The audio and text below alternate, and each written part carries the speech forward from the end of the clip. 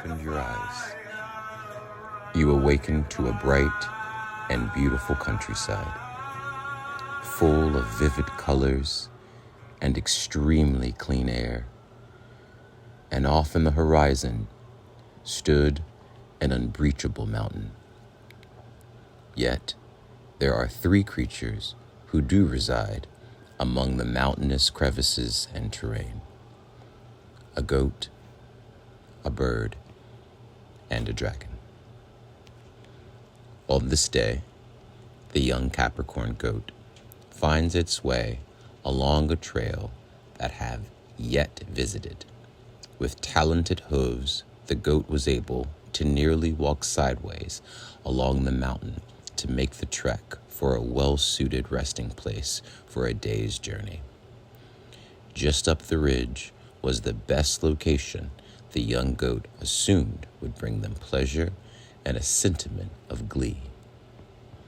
Folding one knee and then the other three, the Capricorn nestles into the mountain dirt and rocks, and unfazed by the height, the goat closes the oblong-shaped eyes and prepares for a nap. A sound was observed from the goat from another creature, a bird that too was nestling into its perched spot due west, roughly 15 feet above. The young Capricorn considered the location they had just found rest, and yet could not relax, because now the bird's resting spot seemed that much more comfortable. Picking up one leg to then bend a knee and picking up the rest of the body, the goat hikes back up the mountain to continue for the search for a great resting spot. Not soon, there was already a great distance between the original resting spot and, of course, even more distance from the bird. Locating a new spot, the young goat bends both front knees, then the back knees, as they laid their body against the rocks and found comfort. Resting, and a bit more resting, the goat finally found the peace and solace the naturally gifted climber was consciously seeking. Then a small pebble landed right on the young goat's snout. Opening one lateral-shaped eye, the young goat shifts the direction of their eyes to look up, and the same bird from earlier has now perched very close, if not right above, the young goat's head. Not exactly frustrated, and not exactly the afternoon nap or solitude hoped for, when the journey down a new path along this mountain the young goat calls home, and apparently the bird also. Seemingly unbothered by the interference from the nap, the young goat calmly stands up and continued the summit of the mountain. Once the young Capricorn summited the top of the mountain, there was a great ridge to where this uneven plateau you could see another creature resting along the outer edge, a dragon. "Oh shit!" said the young goat, like a swallowed hiccup, as it realized that the dragon was at the top of this mountain and it had just presented itself in full view.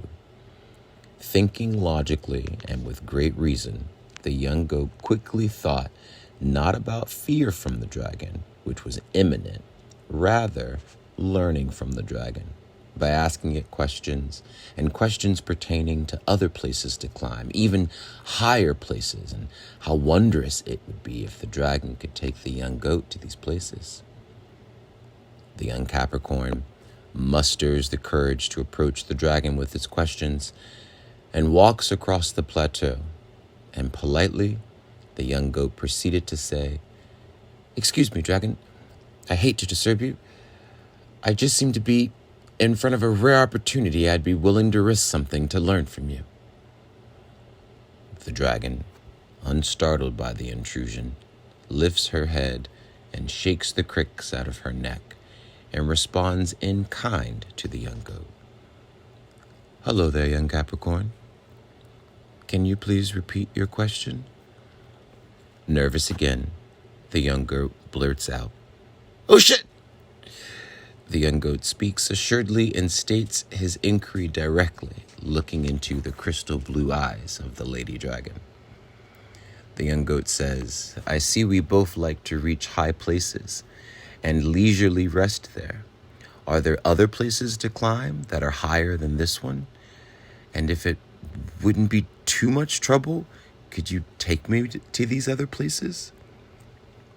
The lady dragon stretches her neck out once more and laughs the most outstanding laugh and fills the sky with breaths of treacherous flames, then looks back at the young goat again. "Oh shit!" the young goat said again. The dragon then said, "Why, of course there are many places to climb that are taller than this mountain, and most of those mountains are across great bodies of water, and you wouldn't be able to swim as fast as I can fly, and I cannot carry you. However, have you considered how high you are already on this mountain?" So blinded by the desire to climb higher than yesterday, plus finding a new path to explore and being oversighted by the bird, and wanting an even better location for himself, the young goat realized that they did not recognize just how far they had come. When the young Capricorn walked over to the ledge, and before he could affix his eyes' position, it was the view of the entire countryside, beneath a shroud of cascading clouds down the mountainside.